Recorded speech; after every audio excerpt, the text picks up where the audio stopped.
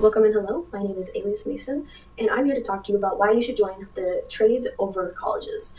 We'll discuss a few of the benefits that come with this, and along with some of my personal experience in this particular vein of thought.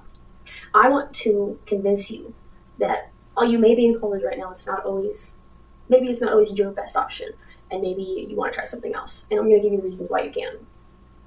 I've been in the trade industry for over 4 years now, and longer since then, but as of recent, I'm on my 4th year as an electrical apprentice. I want to start with why the trades are easier than people think, in the sense that there is always work in this field. Most people that are leaving the workforce are retiring, right? These are people who have been working in it for a while, they're journeymen, they're done. It is said that for every 5 workers leaving, that there are only 2 coming back in. Now, if we take a minute to look at this graph here, this graph is found on the McKinsey website. It is titled The Annual Hiring of the United States for Critical Skilled Roles.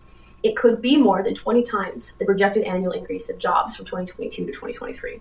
We'll leave that up there for just a second, but you can see how much bigger this is compared to this. It's barely visible, honestly. Okay, and this number isn't looking to get any better. We'll also see, and while we're on that, we're not sure why people really aren't joining, other than there's a small stigmatism towards trades, especially when you get into an educated frame of mind. And that's okay. There's lots of different schools of thought. But as we read in an article by Brownlee C., written in 2024, titled Alternative Routes, Careers, and Colleges, she says that if you're interested, give it a try. Sometimes you have to jump right in.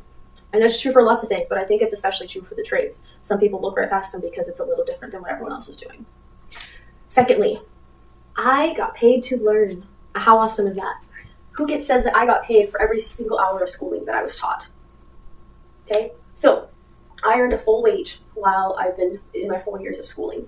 This has been awesome for me because I've been able to reach my goals of owning a home, having lots of dogs, and being more financially stable than I think I could have been if I was tens of thousands of dollars in student debt. So if we look here, this is my newest apprentice. She is just getting out of high school, and she has decided to come work for us. We're very excited. All of the training she's doing here, she's being paid for. When she starts her schooling, it will all be paid for. This is unlike our traditional college students who are often accumulating a lot of debt. Okay?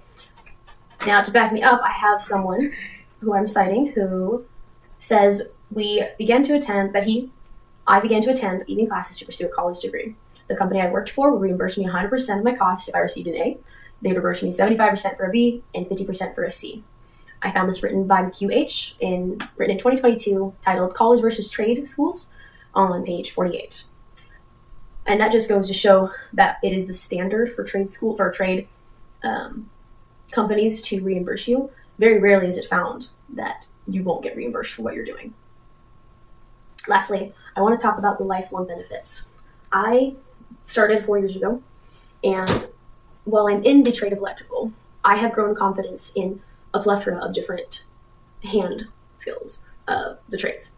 I have done plumbing, I have done framing, and I have done drywall repair. And this is all attributed to that when I'm at work, I can go from doing stuff like this on the top to then coming home and replumbing my entire house, which is exactly what I did.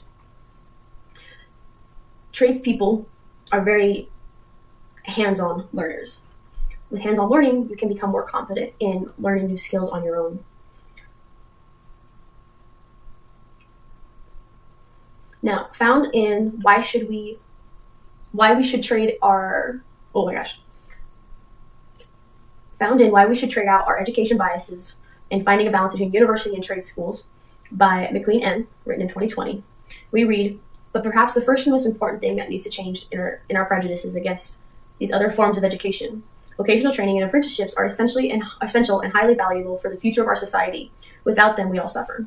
Exchanging our biases in favor of universities for a more balanced and inclusive approach to education is guaranteed to be profitable, effective, and successful trade.